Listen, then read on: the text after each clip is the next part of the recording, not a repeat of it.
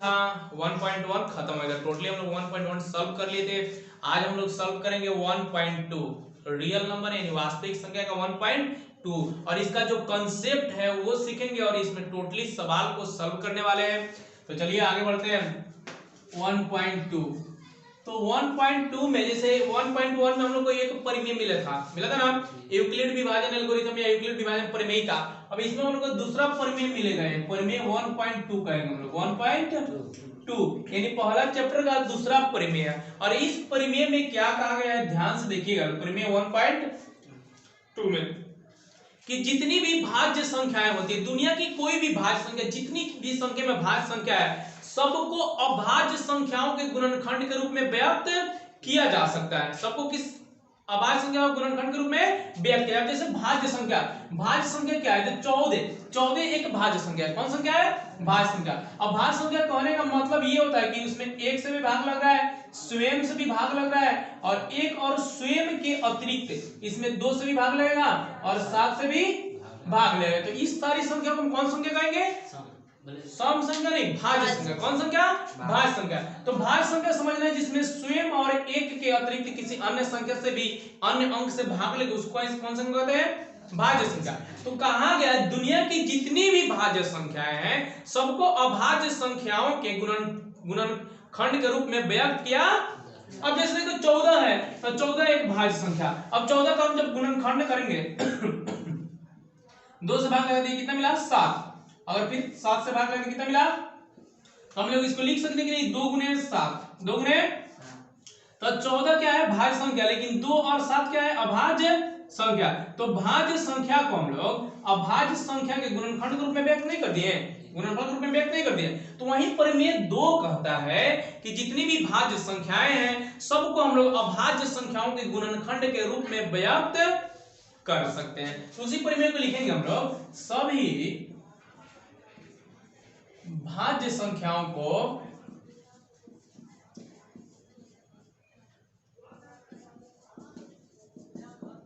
अभाज्य संख्याओं के गुणनखंड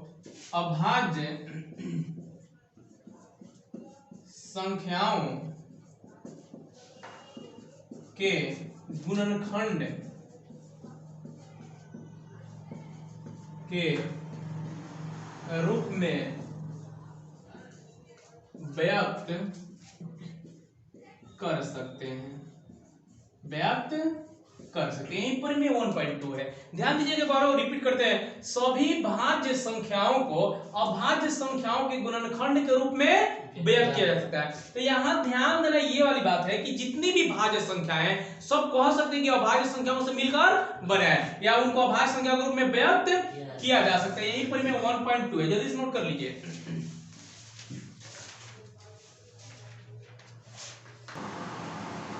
तो कुछ इस पे उदाहरण देख लेते हैं। जैसे 20 क्या है? एक भाज्य संख्या है ना। अब 20 एक भाज्य संख्या है और इसको हम लोग अभाज्य संख्याओं के गुणनखंड के रूप में व्यक्त करना है। यहाँ लिख देते हैं 20 है भाज्य। अब भाज्य क्यों है? क्योंकि इसमें 1 से भी भाग लगेगा, 20 से भी भाग लगेगा, इसके साथ साथ इसमें अन्य संख्याओं 2 से भाग लगेगा, 4 से भाग लगेगा, 5 से भाग लगेगा और 10 से भाग लगेगा। तो इसमें देख रहे हैं कि एक और स्वयं के अतिरिक्त अन्य संख्याओं से बीच में क्या हो रहा है? भाग। इसलिए तो भाज्य यानी जिसको बांटा जा सके, और भाज्य जिसको नहीं बांटा जा सकता है। तो इसको अभाज्य संख्याओं के गुणनखंड के रूप में लिखना है। तो सिंपली इसका करेंगे गुणनखंड 20। अब 20 में सबसे छोटी संख्या पर लगाते हैं 2 से, 2 आगे 20, 10 फिर 2 से आगे कितना मिलेगा? 5। यानी हम क्या लिख सकते हैं? 2 गुने 5। अब 2 और 5 के बारे में सोचेंगे कि अभाज्य है कि, तो 2 में केवल हम 1 से भाग लगा सकते हैं और फिर कितना से? 2 से, स्वयं से। और किस संख्या से लगेगा? फिर उसके लिए भी यही हाल है और 5 का लिए भी वही हाल है, 1 और स्वयं यानी 5। इसका मतलब ये सब कौन है? अभाज्य। तो 20 एक भाज्य संख्या, लेकिन हम इसको व्यक्त कर दिया किस संख्या के रूप में? अभाज्य संख्या के रूप में। तो हमारा परिमेय यही कह रहा था कि किसी भी भाज्य संख्या को अभाज्य संख्या गुणनखंड के रूप में यानी गुणनफल के रूप में, गुणनखंड के रूप में हम व्यक्त कर सकते हैं। तो ये इसको व्यक्त कर, चलिए एक और लिख देते हैं। जैसे 50 है तो 50 में 2 से भाग देंगे कितना मिलेगा? 25। 25 में 5 भाग देंगे कितना मिलेगा? 5।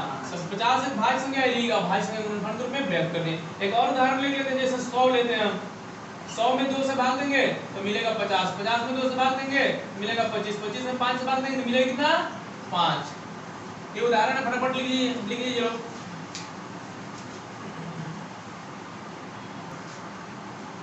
तो अब हम लोग देखते हैं एलसीएम और एचसीएफ, एलसीएम और एचसीएफ। इसका शॉर्ट वर्ड में कहते हैं लसा और इसको शॉर्ट वर्ड में कहते हैं मसा। लसा और लसा का मतलब होता है लघुत्तम समापवर्तक, लघुत्तम समाप्यवर्तक, और इसको कहते हैं महत्तम, महत्तम समाप्यवर्तक। तो एचसीएफ और एलसीएम हमको निकालना है। तो एचसीएफ या एलसीएम हम लोग दो या कम से कम दो या दो से अधिक संख्याओं के लिए क्या करते हैं, निकालते हैं। एचसीएफ का मतलब और एचसीएफ का मतलब अभी समझते हैं। जैसे देखिए जैसे 8 और 10 है, 8 और हमारे पास एक संख्या है 8 और 10, तो 8 और 10 का हम लोग एक बार एलसीएम निकालेंगे और एक बार क्या निकालेंगे, एचसीएफ निकालेंगे। ध्यान से समझिएगा, इसको आराम से समझ में आ जाएगा। 8 और 10 हमारे पास दो संख्या है 8 और 10, तो 8 और 10 का पहले निकालते हैं एलसीएम। क्या निकालते हैं, तो 8 और 10 का आप लोग ऐसे सीखे होंगे एलसीएम निकालने के लिए। 2 से भाग देते हैं, कितना हो गया 4, यहाँ कितना हो जाएगा 5। अब भाग लगने वाला नहीं है, इसमें कॉमन राशि कुछ नहीं है तो हम लोग लिख देंगे एलसीएम। लिख देते तो सब इधर गुना करने, 2 गुने 4 गुने 5, 5 होगा 20, 20 गुना 40। एलसीएम कितना हो गया 40। अब निकाल लेते हैं हम एचसीएफ। तो एचसीएफ के लिए बताया गया फर्स्ट, इसके प्रीवियस वाले चैप्टर में बताया गया कि बड़े वाले में छोटे वाले से क्या करना है, भाग देना है। तो 10 है हमारे पास, अब 10 में कितना से भाग देंगे हम, 8 से। 8 है कम 8, कितना बचेगा 2। अब इस 2 को भाजक बना के इसको भाज्य बना देते हैं, इसको यहाँ बता देते हैं 2 चौका 8 कट गया, यानी हमारा भाग मसल कितना निकला 2, यानी एचसीएफ कितना निकला 2। अब चलिए समझते हैं कि एचसीएफ और एलसीएम में अंतर क्या है, इसका मतलब क्या होता है। लघुत्तम समापवर्तक का मतलब होता है 8 और 10 ऐसी संख्या, छोटी से छोटी संख्या, ऐसी कौन सी संख्या बनेगी इससे जिसमें 8 से भी भाग लगा दे और 10 से भी भाग लगा दे। तो दुनिया में जितनी भी संख्याएं इससे बनने वाली है 8 और 10 से, 8 और 10 से मिलके अनगिनत संख्या बनने वाली है, जिसमें सबसे छोटी से छोटी संख्या कौन है 40 है, जिसमें 8 से भी भाग लगा सकते हैं और 10 से भी भाग। सबसे छोटी संख्या कौन है वो 40 है, इसलिए कहा गया लघुत्तम समापवर्तक सबसे छोटी।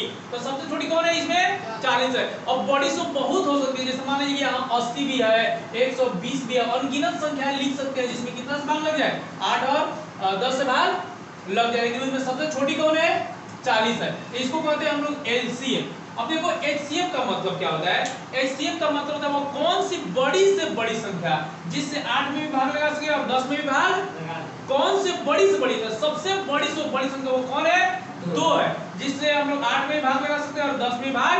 अब कोई कहेगा भाई 4 से भाग लगा सकते हैं, तो 4 से हम 8 में भाग लगा सकते हैं, लेकिन 10 में भाग लगा सकते हैं नहीं लगेगा, तो 4 बड़ी संख्या नहीं है। अब कोई कहेगा 5 भी हो सकता है, तो 5 से केवल 10 में लगेगा लेकिन 8 में लगेगा नहीं लगेगा।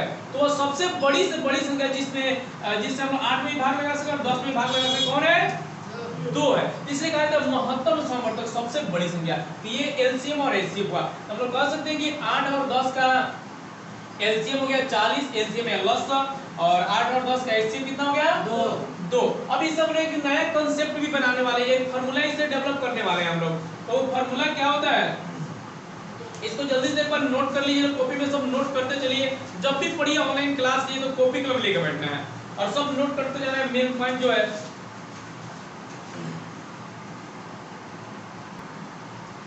तो हमने एलसीएम निकाला था, एलसीएम 8 और 10 का, 8 और 10 का कितना एलसीएम निकला था 40। याद रखना है 8 और 10 का एलसीएम निकला 40। और एचसीएफ, एचसीएफ 8 और 10 का कितना निकला था 2 निकला था।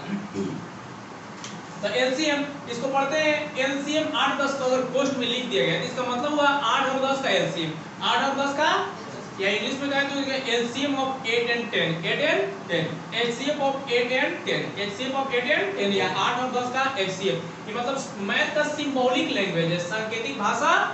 इस तरह हम क्या कर सकते हैं, नोट कर सकते हैं आसानी से। अब हम लोग एक पॉइंट देखते हैं, हम लोग पास संख्या कौन थी, कौन कौन सी संख्या थी। पहली संख्या, पहली पहली संख्या को हम लोग मान लेते हैं a। पहली संख्या हमारी कौन थी 8 संख्या, और दूसरी संख्या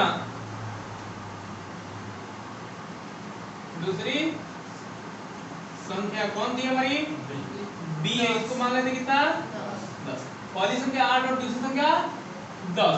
अब क्या करते हैं कि पहली संख्या और दूसरी संख्या को मल्टीप्लाई कर देते हैं, एक दूसरे से गुना कर देते हैं।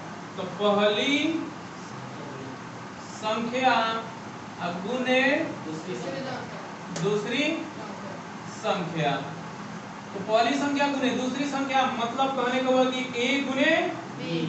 तो a कितना है हमारा और b कितना है, गुना करेंगे कितना होगा, पहाड़ा याद है ना तो पहाड़ा याद होना चाहिए, पहाड़ा नहीं याद होगा तो काम चल जाएगा भाई।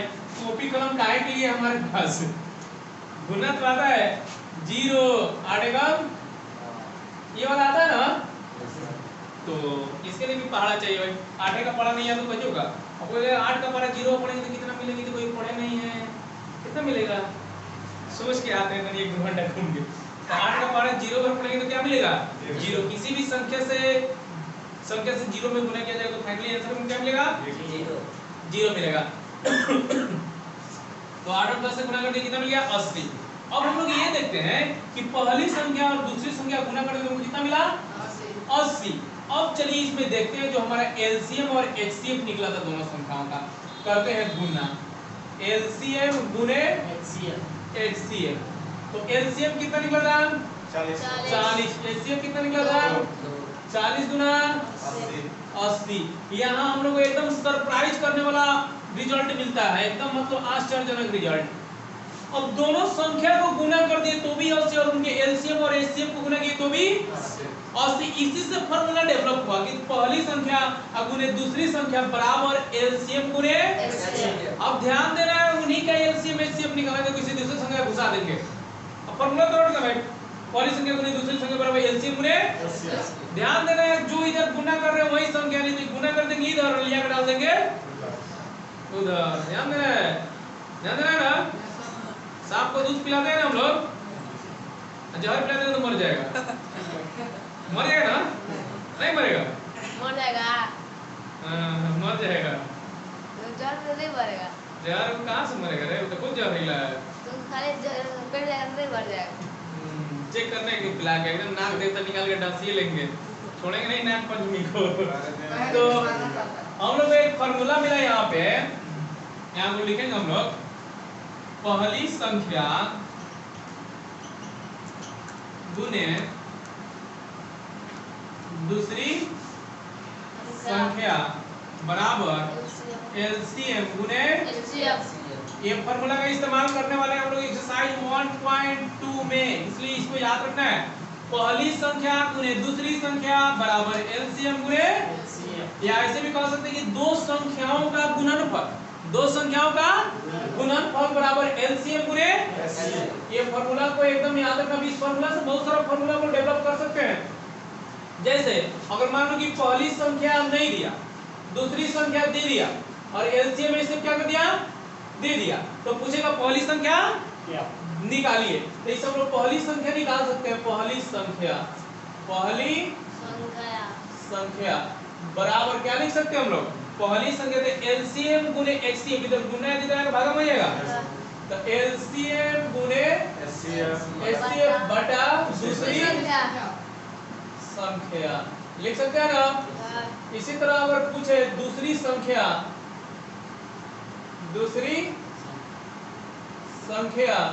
तो हम क्या लिख सकते हैं, एलसीएम गुने बटा पहली संख्या। इसी तरह एलसीएम और एचसीएफ के लिए भी लागू हो सकता है। अगर पूछे एलसीएम कितना होगा, एचसीएफ दे दे, पहली संख्या दे दे, दूसरी संख्या पूछे एलसीएम, तो पहली संख्या गुने दूसरी संख्या और एचसीएफ को चले जाएगा भाग दे देंगे और क्या निकलेगा एलसीएम। तो इस फार्मूला को याद रखना, इस फार्मूला का बहुत ज्यादा इस्तेमाल होता है, जल्दी से नोट कर लीजिए।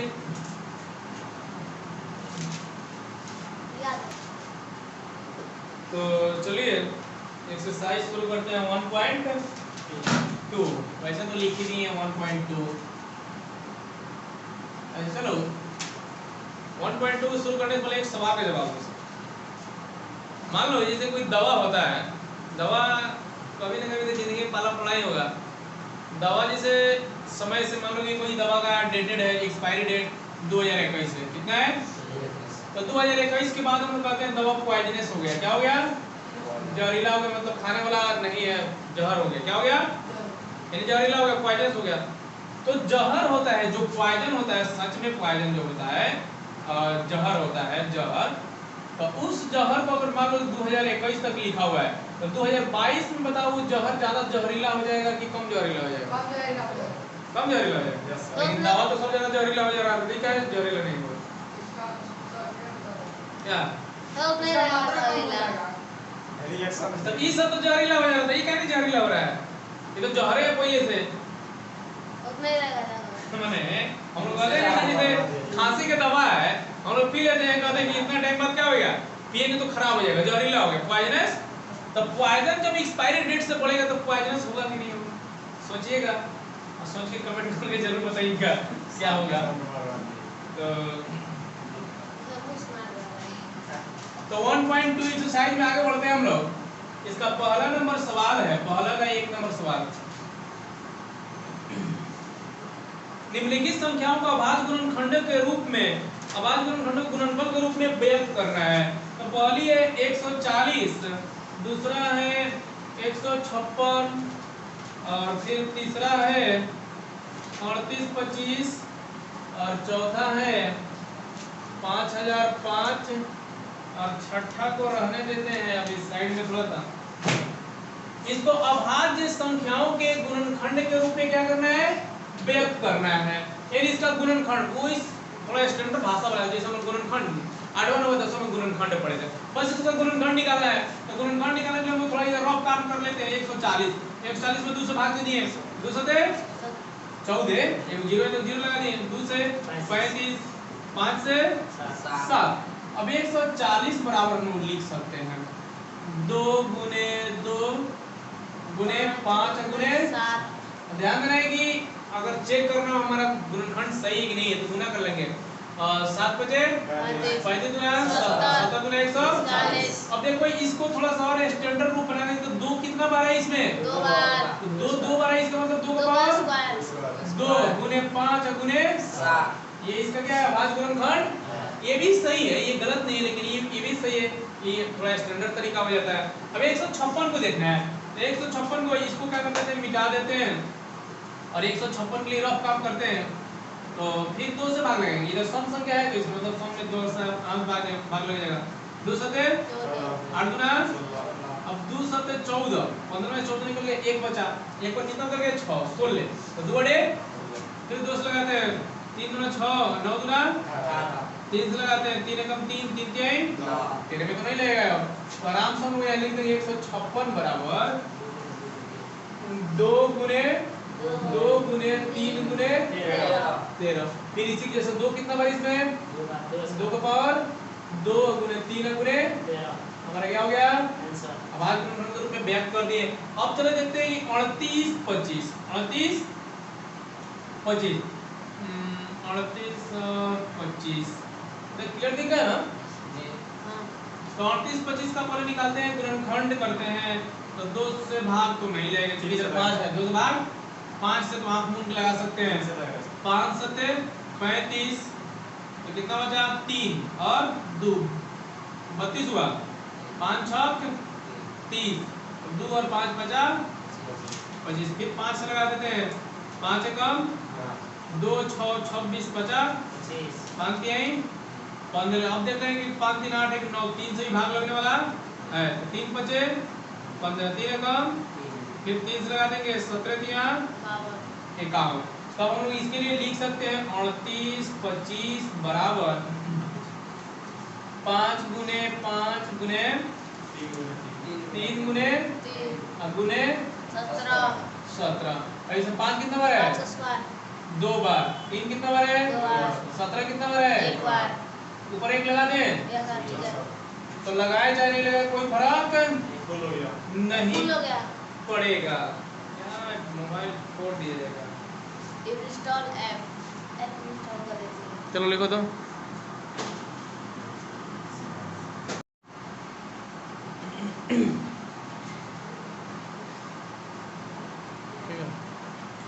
तो चलो गया। तो 38 25 हमने 5 का स्क्वायर 3 का स्क्वायर और 17 लिख दिए।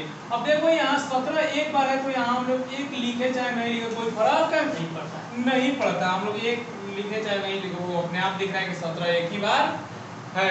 अब जैसे कोई कहेगा मैं एक विद्यार्थी हूँ, चाहे कोई कहे मैं एक विद्यार्थी हूँ, मैं केवल कहे मैं विद्यार्थी, तो मैं विद्यार्थी तो अकेले का जिम्मेदारी ले रहा है। अभी थोड़ी मैं 10 को विद्यार्थी कोई पढ़ते हुए जाएगा स्कूल में इस तरह एंट्री मारेगा मैं 10 को विद्यार्थी हूँ तो 4 हाथ सब्जी देने के लौटाते हुए चले गए घर। तो मतलब देखने से पता चला भाई अकेले बड़ा है। तो 5005 है, इसको मिटा देते हैं। तो 5005 को हम लोग करते हैं गुणनखंड। तो 5 5 10 5 से तो आसानी से लगा सकते हैं इसमें 5 एकम 5 0 और 1। तो हमारे पास है सम संख्या ये वाला और ये वाला, इसमें 7 से भाग लगेगा। कितना से भाग लगेगा 7 से। 7 से 7 एकम 7 3 7 28 11 से लगेगा 11 से तो लग ही जाएगा सम विषम। ठीक है 11 से लगा दीजिए। चलो 11 से लगा देते हैं। 11 का मान 99। कितना बचा 11 का 11। अब इसमें कितना से लगा सकते हैं 13 से। 13 सत्ते 91। तो 7 11 दोनों से लगने वाला 13 से भी लग गया। अब इसमें कुछ और कटने वाला नहीं है तो हम लोग लिखेंगे यहाँ 5005 बराबर 5 गुने 11 गुने 13 गुने 7। तो ये हो गया हमारा 4 को। अब यहाँ ध्यान रहे कि जब भी अभाज्य गुणनखंड के रूप में व्यक्त करने के लिए कहे तो उसका गुणनखंड निकाल देंगे। गुणनखंड निकाल देंगे और इस रूप में व्यक्त कर देंगे। और एक बात यहाँ और ध्यान देने वाली बात है कि जितनी भी संख्याएं हम लोग इधर लिखे हैं सब अभाज्य संख्या होगा। ये वाला ये वाला ये वाला और सबके सब कौन संख्या अभाज्य संख्या। इसमें कैसे को भी ध्यान दीजिए कि एक और स्वयं का किसी अन्य संख्या से भाग नहीं लग रहा है। मिटा दे यार तो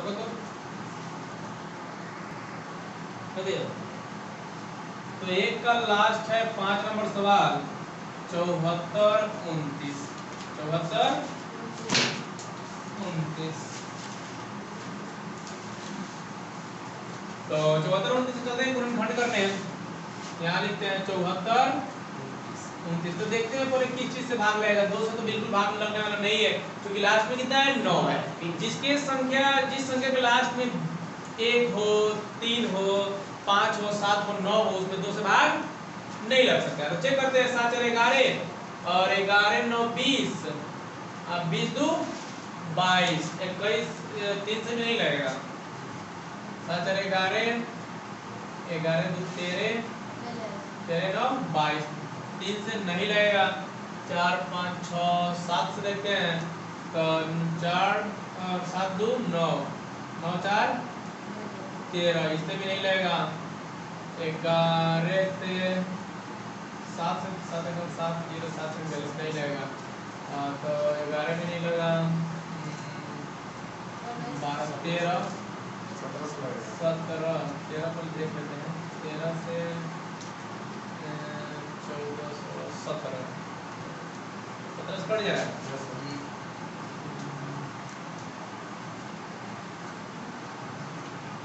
ठीक है चलो देखते हैं। तो 17 का पढ़ा पढ़ते हैं। 17 जो का 68। तो कितना बच गया हमारा 2 और 4 6 और 6 और 2 62। तो 17 दिया 51 कितना था 62 इधर 51 तो 9 और 2 11 और यहाँ 9 तो 11 को 9 यानी 17 17 119 437। 437 अब देखना है किससे लगता है 7 3 10 4 14।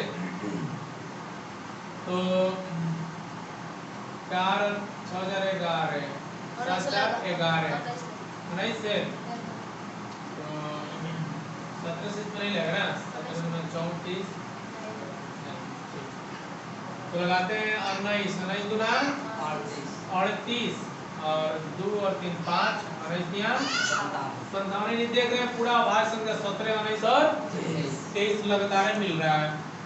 17 74 74 बराबर हम लिख सकते हैं 17 गुने 19 गुने 23 और ये सारे के सारे लगातार विषम संख्या तो है ही, अभाज्य संख्या है। कौन संख्या है? अभाज्य संख्या। अब चलो अभाज्य संख्या के बारे में एक और याद रखने का तरीका है, उसको बता देते हैं। जैसे हमारे समाज में दो तरह के लोग हम लोग मिलते हैं, जैसे ना हम लोग का जो समाज है, जिस समाज में हम लोग रहते हैं, दो तरह के लोग मिलते हैं। एक एकदम देखने वाला एकदम साधु संत सीधा साधा आदमी रहता है, सीधा साधा, जल्दी उसका किसी से झगड़ा टंटा नहीं होता। एक होता है ऐसा बारूद का पुड़िया होता है, जहां जाएगा बिना वो गारंटी है, कसम खाए कि चुपचाप लौट है। तुम लोग इस समय कोई लिखा होगा जहां गया बिना झगड़ के वापस जो आ गया, गारंटी है कि बिना झगड़ के नहीं आएगा। तो सीधा भाई पीटे फिरे तो भाई तो यूनिवर्सल ट्रूथ है कि मारेंगे तो हम भी मार खाएंगे, पीटेंगे तो अब झगड़ा में ये सब नहीं देखा जाता। झगड़ा में पिटा के कोई बात नहीं है, वो नहीं गिनाता है।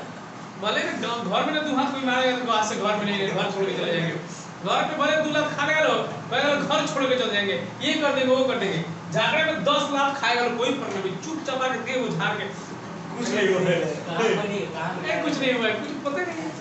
तो वही समाज में दो तरह के लोग, एक सीधा साधा और एक क्या होते हैं झगड़ालू किस्म के। सीधा साधा आदमी ना आधो का लेना ना माधो के देना, चुपचाप रहेगा। यानी कौन संख्या है? अभाज्य संख्या। कौन संख्या? यानी जो सीधा साधा है वो अभाज्य संख्या। आई सोचता है तेरे जगह रिलेशन बनाएगा, उससे भी झगड़ा मतलब संबंध बनाएगा। संबंध मित्रता का हो तो और दुश्मनी का हो तो। अब दुश्मनी का भी एक संबंध है, दुश्मन और तुम्हारे बीच में दुश्मनी है तो दोनों बीच में बॉन्ड बना है भाई, कोई भी बॉन्ड हो। अब बॉन्ड बना है इसका मतलब संबंध है। अब कोई भी संबंध हो, अच्छा वाला संबंध हो या बुरा वाला संबंध हो। तो 2 का 1 नंबर सवाल है 26 और 91 का HCF और LCM निकालना है। और ये जो हम लोग फार्मूला पढ़े हैं, दो संख्याओं का गुणनफल बराबर HCF गुने LCM। इसमें इसको जांच करना है कि सही हो रहा है कि नहीं हो रहा है। तो 26 का हम लोग निकालेंगे गुणनखंड। तो 2 से भाग दिए कितना मिला हमको? 13 मिल गया। कितना मिल गया? 13। 2 गुना 13। अब 91 का निकालेंगे तो निकलेगा 7 गुने 13 यानी 13 से 91, 26 गुना 13 गुना 26। तो गुणनखंड निकल गया। अब हमको निकालना है LCM। तो हम लोग गुणनखंड विधि से LCM निकालना सीखते हैं। तो LCM के लिए सबसे पहले खोजते हैं कि जोड़ा कौन कौन मिल रहा है। जोड़ा का मतलब इसमें भी हो और इसमें भी। जोड़ा का मतलब तो जानते हैं जो सेम हो। क्या हो? जैसे हम लोग का चप्पल जूता जोड़ा में होता है ना। अभी थोड़ी मेरे को अपना चप्पल पहन लेते हैं, दुकानदार का चप्पल पहन के चलाते हैं, अरे चलो जोड़ा मिल गया, नहीं मिलेगा कभी जोड़ा नहीं मिलेगा। जैसे तुम्हारा होता है 5 नंबर, उसका होता है 7 नंबर। तो जोड़ा का मतलब सेम टू सेम 13 13 सेम है ना। आई मत कहना लोगी बड़ा 13 है छोटा 13 है, इसका मतलब ये है। तो जो दोनों में कॉमन है जोड़ा मिल रहा है उसके लिए एक बार लिखेंगे, और जो जोड़ा नहीं मिल रहा है उसको लिख देंगे 2 और 7 लिख देंगे।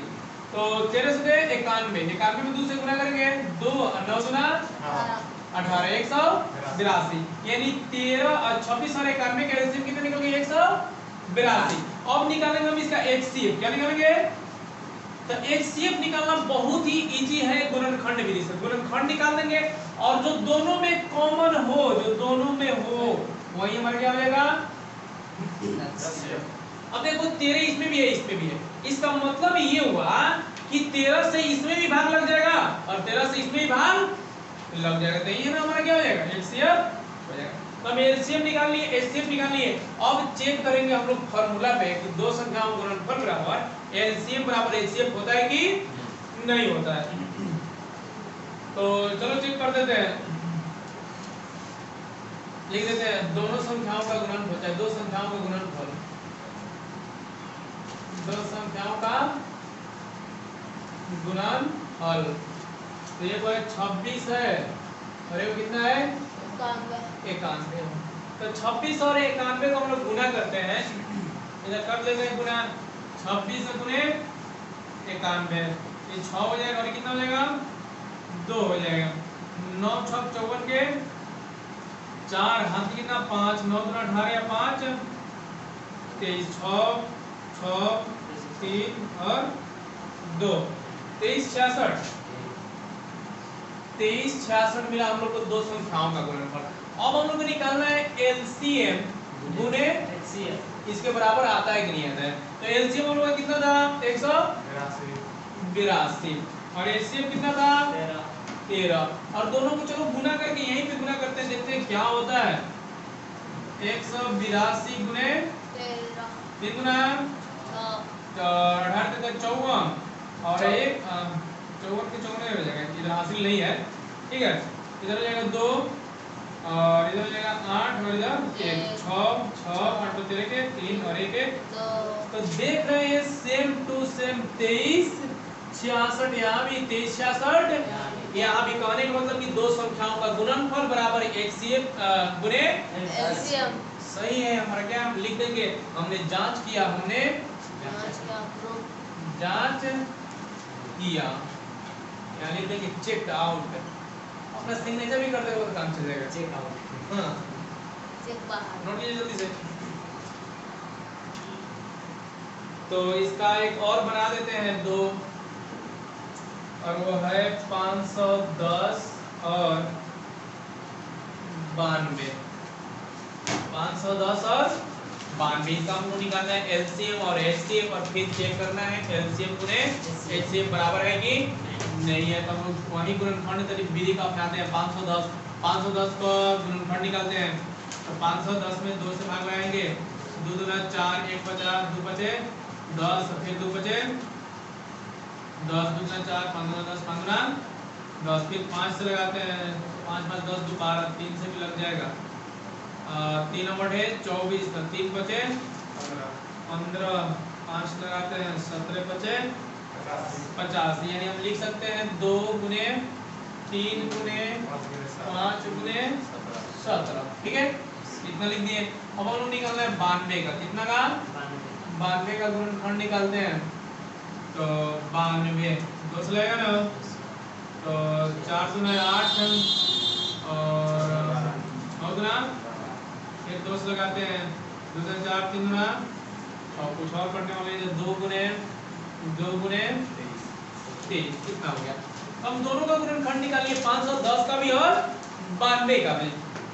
तो अब हम निकालते हैं इसका एलसीएम।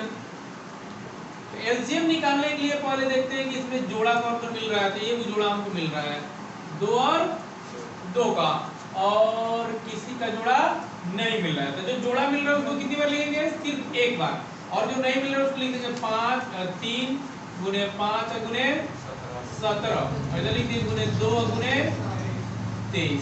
ध्यान देना है जो जोड़ा मिलेगा एलसीएम के लिए सिर्फ एक बार लिखेंगे, और जिसका जोड़ा नहीं मिल रहा है सबको एक बार लिख देंगे। तो एक बार और चेक कर ले, 2 इधर का 3 5 और 17, ये 2 और ये 17, ये 2 और ये 23, ठीक है।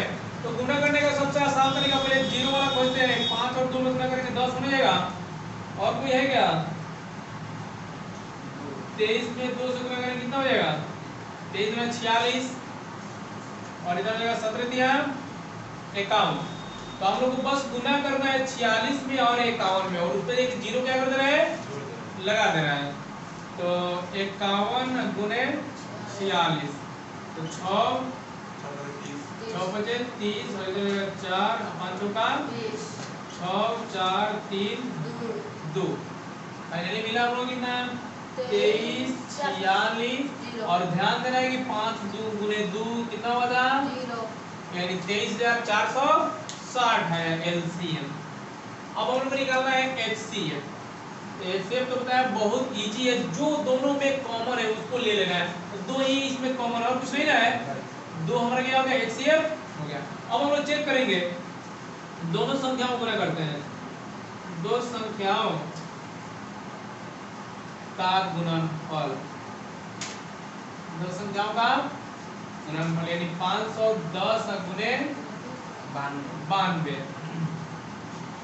तो 510 गुने 92, चलो गुना कर लेते हैं। एक जीरो है तो जीरो को लगाएंगे, और 92 कम 92 के 2 हाथ में कितना 9 और 92 बचे तो 9 बचे 45 450 और 5 9 10 460। चलो देख लेते हैं 92 बचे 0 और 10 45 1 46 और हाथ में कितना था हमारा 9 400 ठीक है, तो इतना हो गया, गाय जाए सैकड़ा हजार 10,000, गाय जाए सैकड़ा हजार 10,000। अच्छा अच्छा ठीक, तो 46,920 दोनों संख्याओं का गुणनफल निकला। अब हम लोग निकालेंगे एलसीएम और गुणे एचसीएफ। नीचे बोर्ड पर दिख रहा है यहाँ पे, ठीक है। तो एलसीएम हमारा कितना है 23 4 60 और एचसीएफ कितना है 2। गुना कर देते हैं, 0 14 12 के 2 हाथ में 4 8 1 9 3 6 2 बराबर बराबर है ना, इसलिए सामने सामने लिखेंगे, ये ज्यादा दूर नहीं रहेगा। 46,920 46,920, यानी हमने देखा कि दो संख्याओं का गुणनफल एलसीएम गुणे एचसीएफ। जांच कर दिए भाई, हो गया जांच, यही मांग रहा था किताब में, जांच किया है ना, लिख देंगे। ये भी सवाल का बन गया। एक सवाल बचा है आप लोग के लिए, होमवर्क है, उसको बना सकते हैं, इस तरह कीजिए, कोई प्रॉब्लम नहीं है। गुणनफल निकालना इस तरह सिर्फ प्रोसेस करना है, इसमें तीसरा सवाल अपने आप बन जाएगा। जल्दी नोट कर लीजिए लोग।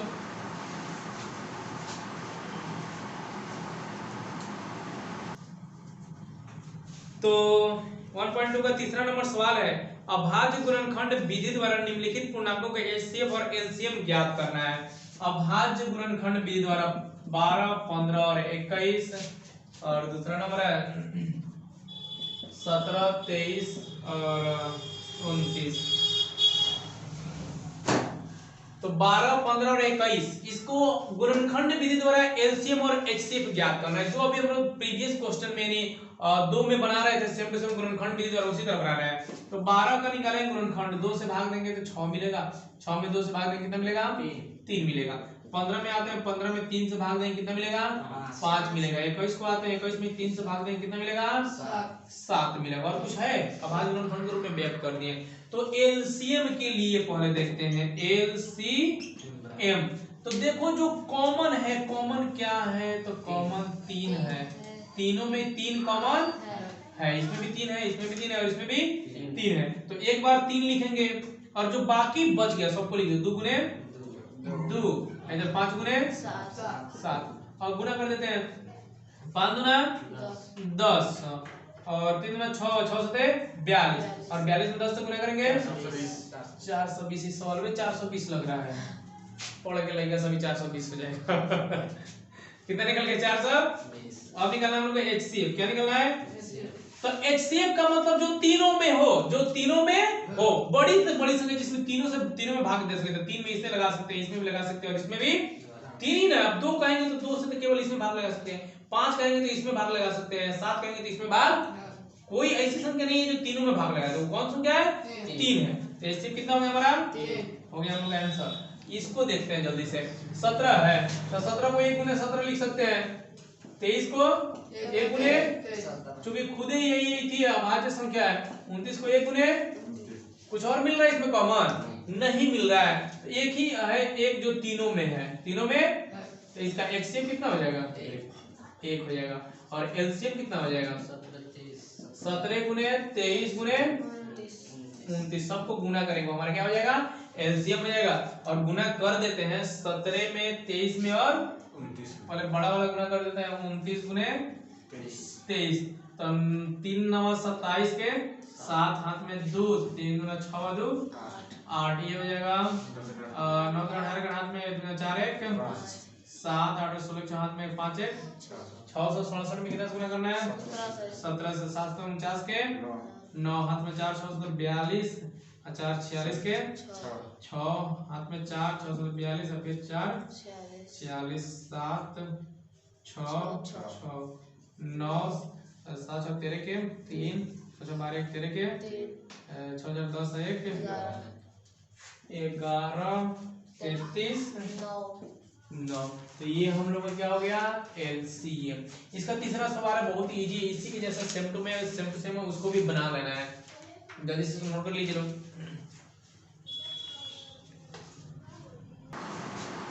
तो 4 नंबर सवाल में एचसीएफ दे दिया है दो संख्याओं का 306 और 657 का एचसीएफ दे दिया है 9 और कह रहे हैं कि एलसीएम निकालिए 306 और 657। बहुत इजी सवाल है। मतलब 306 दो संख्या हमारा 306 और 657, इसका एलसीएम कितना है 9 है, तो एलसीएम कह रहे हैं निकालने के लिए। तो पहली संख्या ए ये है, बी 657 है, तो मान लेते हैं पहली संख्या ए बराबर 306, दूसरी संख्या बी बराबर 657, एलसीएम कितना दे दिया 9, एलसीएम बराबर फॉर्मूला क्या है जल्दी से बता दो। दो संख्याओं का गुणनफल, दो संख्याओं का गुणनफल बराबर एचसीएफ गुणे, पहले हम लोग एलसीएम भी लिख सकते हैं, उससे कोई फर्क नहीं पड़ेगा, क्योंकि गुना जो होता है क्रम विनिमय नियम का पालन करता है, इधर उधर लिख दे तो कोई फर्क नहीं पड़ेगा। दो संख्याओं को गुणनफल, दोनों संख्याओं क्या करेंगे हम गुना करेंगे, तो कितना है 306 और 657, और अगर एचसीएफ कितना है 9 है तो 9 लिख दिए, एलसीएम नहीं पता है तो एलसीएम रहने देते हैं। 9 इधर गुना में इधर आएगा तो भागा में, तो 306 गुने 657 बटे 9 बराबर, अब कटा छटा देना, हमारा आंसर निकल जाएगा 6 3 9, 3 9 से कटने वाला है, तो 9 3 का 27 और 27 को 3 6 9 चौका, यानी 657 कितना से गुना करना है 34 से गुना कर देना है, हम लोग को क्या मिल जाएगा एलसीएम, तो गुना कर देते हैं इधर 657 गुने 34, 428 के 8 हाथ में 2 5 20 2 22 के 2 हाथ में 2 6 2 24 है 2 26 और 7 के 21 के 1 हाथ में 2 15 15 2 17 के 7 हाथ में 1 17 18 1 19 8 3 7 13 के हाथ में 9 11 12 के 2 हाथ में 1 1 1 2 22 33 8, ठीक है 3 7 13 के हाथ में 11 12 22 33 और ये हमारा निकल गया एलसीएम। बहुत ही वीवीआई सवाल है, बहुत बार बिहार बोर्ड में मोस्ट वीवीआई हमेशा पूछते रहता है 2 नंबर 3 नंबर में, जल्दी सुन लीजिए। तो नेक्स्ट 5 नंबर सवाल ही भी बहुत वीवीआई है, वीवीआई मतलब इम्पोर्टेंट है और परीक्षा में पूछते रहता है। कहता है कि जांच कीजिए कि क्या किसी प्राकृतिक संख्या n के लिए, इस बार पंखा चल ही रहा था अभी जो बना है ना नहीं मत था नहीं चल था, मतलब पंखा कोई नहीं चला, कनेक्शन काट देते हैं। तो 5 नंबर सवाल है, जांच कीजिए कि क्या किसी प्राकृतिक संख्या n के लिए संख्या 6n अंक 0 पर समाप्त हो सकती है कि नहीं हो सकती है। 6n और n है एक प्राकृतिक संख्या, जहां n बराबर प्राकृत संख्या, प्राकृत, तो प्राकृत संख्या सबसे पहले इस क्वेश्चन को समझने की कोशिश करते हैं। कह रहा है कि एक संख्या है जिसका पावर कितना है n है, अब कह रहे हैं कि ये संख्या, इस संख्या का इकाई अंक कभी 0 हो सकता है कि नहीं हो सकता, इसी को हमको चेक करना है। और कह रहे हैं कि n एक प्राकृतिक संख्या है, प्राकृतिक संख्या यानी गिनती की संख्या, 1 से शुरू करेंगे 1 2 3 4 5, जहां तक आपका मन करे वहां तक लिख सकते हैं। तो देखते हैं कि एक दो मतलब लेके एग्जांपल की 0 पर समाप्त हो रहा है कि नहीं, इकाई अंक 0 पर आ रहा है कि नहीं। तो पहले लेते हैं 6 को पावर 1, 6 को पावर 1 का मतलब 6, 2 का 6 को पावर 2 का मतलब 6 को 2 बार गुना करेंगे, 6 36, इसका इकाई अंक कितना आया 6, 6 को पावर 3 रखते हैं तो 6 गुने 6 यानी 6 36 216, इसका भी लास्ट में कितना आया 6 आया। 6 को पावर 4 रखते हैं, 6 गुने 6 गुने 6 गुने तो 216 में 6 से गुना करेंगे, 6 36 के 6 6 कम 6 3 9 3 गुना 6 6 गुना 12 1296। तो हम देख रहे हैं कि सबके लास्ट में यानी सबका इकाई अंक 6 6 6 6 आ रहा है, 0 आने का नो चांस, कभी 0 आ ही नहीं सकता है। अगर n क्या है एक प्राकृतिक संख्या है तो 0 कभी भी नहीं आएगा। तो हम कहेंगे 6 का घात n कभी भी 0 पर समाप्त नहीं हो सकता, समाप्त नहीं होता, 0 पर समाप्त नहीं होने का मतलब इसका इकाई 0 नहीं हो सकता, 0 पर समाप्त नहीं हो सकता, जहां n क्या एक प्राकृत संख्या है। नोट कीजिए। तो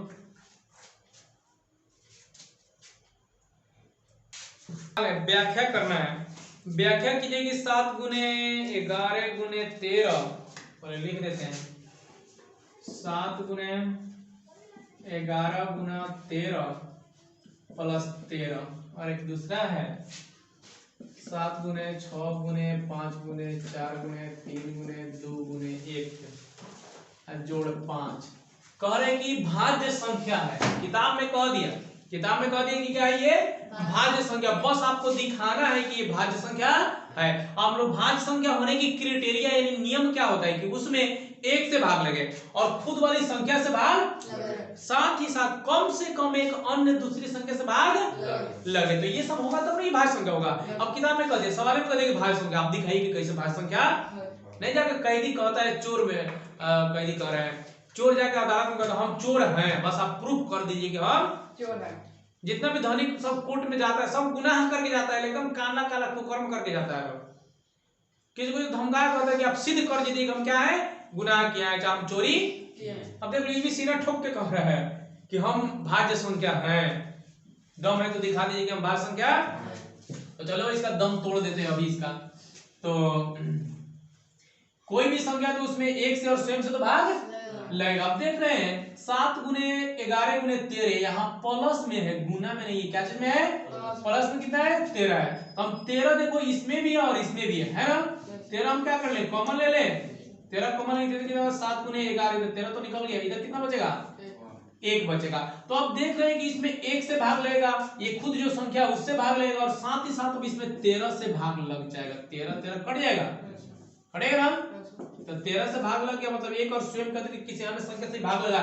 इसका मतलब कौन संख्या हो गया? भाज्य संख्या। भाज्य संख्या लिख देंगे। यह संख्या एक और स्वयं के अतिरिक्त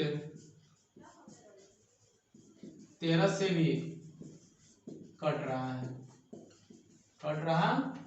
अतः क्या है ये? भाज्य संख्या। देखो कितना सिंपल है। उसी तरह इसमें भी देखो 7 से लेके 1 तक गुना में है, 7 से लेके 1 तक गुना में, लेकिन इधर क्या है? प्लस है। अब हम जो प्लस है उसको हमने निकाल लिए बाहर। अब कितना हो जाएगा? 7 गुने 6 गुने 5 को निकाल लिए, 5 हो गया खत्म। 3 गुने 2 गुने 1 प्लस इधर कितना हो जाएगा? 5 निकाले। तो अब वो इसमें भी उसी तरह ही होगा। एक तो एक से भाग लगेगा, ये जो पूरा संख्या उससे भाग लगेगा, और इसमें कितना से भाग लग रहा है? 5 से भाग। लिखेंगे यह स्वयं और 1 के अतिरिक्त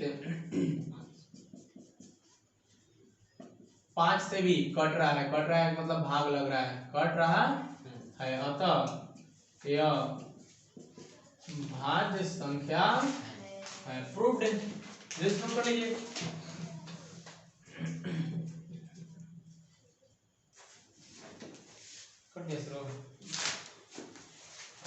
तो 1.2 का लास्ट नंबर सवाल है। हम लोग एकदम लास्ट पे आ गए हैं और पूरा खत्म हो गया। 7 नंबर सवाल है ये। कहता है किसी खेल के मैदान के चारों ओर एक वृत्ताकार पथ है, मतलब एक फील्ड होता है खेलने वाला, एक वृत्ताकार पथ गोलाकार पथ बना हुआ है। इस मैदान का एक चक्कर लगाने में सोनिया को 18 मिनट लगते हैं। सोनिया कोई लड़की है जो 18 मिनट में एक चक्कर मार लेती है, जबकि इसी मैदान का एक चक्कर लगाने में रवि को 12 मिनट लगता है। रवि को कितना मिनट लगता है? 12 मिनट लगता है। मान लीजिए वे दोनों एक ही स्थान और एक ही समय से चलना प्रारंभ करते हैं, तो एक ही दिशा में चलते हैं, तो कितने समय बाद वो मिलेंगे। अब यहाँ ध्यान देना है कि मान लेते हैं कि सोनिया जो है 18 मिनट में एक चक्कर लगाती है, रवि जो कितने मिनट में चक्कर लगाता है? 12 मिनट में। अब मान लो कि यहाँ से चलना शुरू करता है एक ही दिशा में, सोनिया और रवि एक ही दिशा में क्या करते हैं? चलना शुरू। तो करें कि कितने समय बाद यहाँ पे आगे क्या करेंगे? ध्यान देना कि सोनिया क्या है? धीमी स्पीड से चल रही है और ये क्या कर रहे हैं? तेज स्पीड से चल रहा है। तो सोनिया देखो रवि आएगा यहाँ पे एक चक्कर मार लेगा, सोनिया भी पीछे ही रहेगी, ठीक है ना। अब एक चक्कर मार के यहाँ से निकल गया, तो अब ये सोनिया क्या करती है यहाँ पे? फिर एक चक्कर मारेगा, 2 चक्कर मारेगा, कितना चक्कर मारेगा कि आपको जो है इसका बस निकालना है एलसीएम, समय निकलेगा। तो 12 और 18 क्या निकालते हैं हम? 2 से भाग लगाते हैं 6 हो जाएगा, तो कितना हो जाएगा? 9। 3 से भाग लगाते हैं 2 और 3, तो एलसीएम हमारा कितना हो जाएगा? 2 गुने 3 गुने 2 गुने 3 3 का 6 6 12 12 3 36 36 मिनट। अब देखो 36 मिनट का मतलब क्या होगा, रवि 3 चक्कर लगाएगा तो ये कितना चक्कर लगाएगी, 2 चक्कर, और फिर दोनों वही पॉइंट पर आया क्या होंगे, मिलेंगे। ध्यान देना रवि जो होगा 3 चक्कर लगाएगा तब 36 मिनट होगा, और ये 2 ही चक्कर में आप पहुंचेगी तो 36 मिनट से क्या हो जाएगा, पूरा हो चुका होगा। तो ये 36 मिनट बाद पुनः इस स्थान पर क्या होंगे, मिलेंगे। तो टोटली हम लोग 1.2 आज फिनिश कर चुके हैं, और इसको बनाइए, रिवीजन कीजिए और नोट कर लीजिए।